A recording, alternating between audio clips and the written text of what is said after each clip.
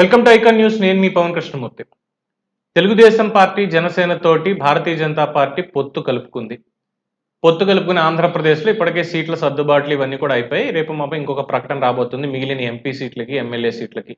అయితే ఇదే అదనుగా ఆల్రెడీ పొత్తులో ఉన్నాం కాబట్టి ఎంపీ ఎన్నికలు తెలంగాణలో జరుగుతున్నాయి కాబట్టి అక్కడ కూడా తెలుగుదేశం పార్టీ పొత్తు అనేది ఉపయోగించుకొని తెలంగాణలో కూడా లబ్ధి పొందాలి అనేటువంటి ఆలోచనతో తెలుగుదేశం పార్టీని భారతీయ జనతా పార్టీ తెలంగాణ ఎంపీ ఎన్నికల్లో పోటీ చేసే విధంగా ఒత్తిడి చేస్తోంది. ముఖ్యంగా ఖమ్మం ఎంపీ సీటు తెలుగుదేశం పార్టీకి ఆఫర్ చేసి తెలుగుదేశం పార్టీయే ఇక్కడ పోటీ చేయాలి, పోటీ చేస్తే అక్కడ గెలుస్తుంది, గెలిచిన తర్వాత దాని ఎఫెక్ట్ తెలంగాణలో ఇతర నియోజకవర్గాల్లో కూడా ఉంటుంది. తెలుగుదేశం పార్టీ క్యాడర్ ఉంది కాబట్టి దాన్ని వాళ్ళకు అనుగుణంగా మార్చుకోవాలి. మిగతా అభ్యర్థులు ఎవరైతే ఉన్నారో అక్కడ ఉన్నటువంటి తెలుగుదేశం పార్టీ క్యాడర్ అంతా కూడా వాళ్ళకి మద్దతు పలిగేలా చేసుకోవాలి. అలాగే వచ్చే జీహెచ్ఎంసీ ఎన్నికల్లో కూడా లబ్ధి పొందే విధంగా ఈ పొత్తు పనిచేయాలి అనేటువంటి ఒక అవగాహన తెచ్చుకునేందుకు, అది ఎలాగైనా సాధించుకునేందుకు బీజేపీ తెలంగాణలో పూర్తి స్థాయిలో పాగా వేసి వచ్చే ఎన్నికల నాటికి ఎలాగైనా బలపడి అధికారం చేజిక్కుంచుకునేందుకు ఈ పొత్తును ఉపయోగించుకోవాలి అనేటువంటి ఉద్దేశంతో తెలుగుదేశం పార్టీ మీద ఒత్తిడి చేస్తోంది. అదిగాక బీఆర్ఎస్ ఇప్పటికే నేలమట్టం అయిపోయింది. బీఆర్ఎస్ ఎంపీ అభ్యర్థులు కూడా లేరు, ఎవరు పోటీ చేస్తారో కూడా తెలియదు. కేసీఆర్ దాన్ని చాలా లైట్గా తీసుకున్నారు. ఉంటే ఉన్నారు, పోతే పోయారు, మనం చేస్తే చేస్తామా లేదంటే లేదు, వచ్చే ఆ 2 సీట్లకు మాత్రం ఎందుకు, ఇప్పటికే కాంగ్రెస్ వర్సెస్ బీజేపీ అన్నట్టుగా రాష్ట్రంలో పరిస్థితి తయారైపోయింది, బీఆర్ఎస్ని ఎవడు చూసేవాడు కూడా లేడు అని ఆయన కూడా లైట్ తీసుకున్నారు. సో రేపో మాపో చేరికలు కూడా భారీగా ఊపందుకోబోతున్నాయి అటు కాంగ్రెస్ పార్టీకి కానీ బీజేపీకి కానీ.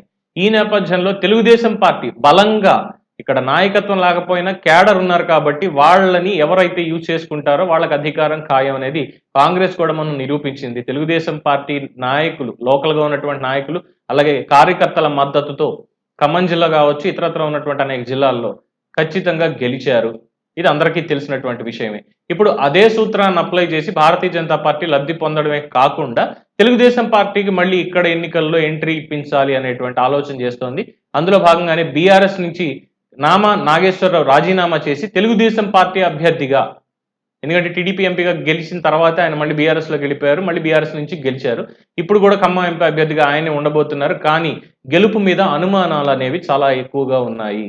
నామా మీద ఎవరిని నిలబెడతారు, నిలబెడితే ఖచ్చితంగా ఖమ్మంలో తెలుగుదేశం పార్టీ తరఫున ఎవరుంటారు, కాంగ్రెస్కి మద్దతు ఉంటుందా అంటే ఈసారి కాంగ్రెస్ వైపు ఆ ఓటింగ్ వెళ్లకుండా బీజేపీ లబ్ధి పొందాలి అనేటువంటి ఆలోచన చేస్తోంది. అందులో భాగంగానే టీడీపీకి ఆ సీట్ ఇవ్వబోతోంది. అలాగే మల్కాజ్గిరి కూడా ఇవ్వాలి అనేటువంటి ఒక ఆలోచన గతంలోనే చేశారు. బట్ బీజేపీ వెనక్కి తగ్గింది.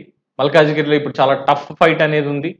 అలాగే తెలుగుదేశం పార్టీ కూడా అక్కడ సంస్థాగతంగా చాలా బలంగా ఉంది. వాళ్ళు కూడా ఖచ్చితమైనటువంటి నిర్ణయానికి కారణమవుతారు. సో భవిష్యత్తుని దృష్టిలో పెట్టుకుని భారతీయ జనతా పార్టీ ఈ ఎత్తుగడకి పూనుకుంది. ఆంధ్రప్రదేశ్లో పొత్తుంది కాబట్టి తెలంగాణలో కూడా పొత్తు పెట్టుకుని లబ్ధి పొందడమే ఏకైక కారణంగా కనిపిస్తుంది. అందులో భాగంగానే టీడీపీకి ఖమ్మం ఎంపీ సీట్ని ఆఫర్ చేస్తూ మళ్ళీ తిరిగి సొంత గూటికి నామా నాగేశ్వరరావుని తీసుకొచ్చే విధంగా పావులు కదుపుతున్నాయి. ఇప్పటికే నామా కూడా పలు దఫాలు కాస్త రహస్య చర్చలు జరిపారు. ఆల్మోస్ట్ కన్ఫర్మ్ అయిపోయినట్టే అనేటువంటి ఒక సంచలనాత్మక విషయం కూడా తెలుస్తోంది. మరి రాజకీయం ఎటు టర్న్ అవుతుంది? నామా నాగేశ్వరరావు మళ్ళీ టీడీపీ గూటికి చేరి ఖమ్మంలో ఎంపీ అభ్యర్థిగా పోటీ నిలబడతారా? నిలబడితే దాని ప్రభావం రాష్ట్ర వ్యాప్తంగా కూడా ఉండే అవకాశాలు ఉన్నాయా? వేచి చూడాల్సిందే. సో దీని మీద మీ అభిప్రాయాన్ని కామెంట్స్ రూపంలో తెలియజేయండి. చూస్తూనే ఉండండి. నేను మీ పవన్ కృష్ణమూర్తి.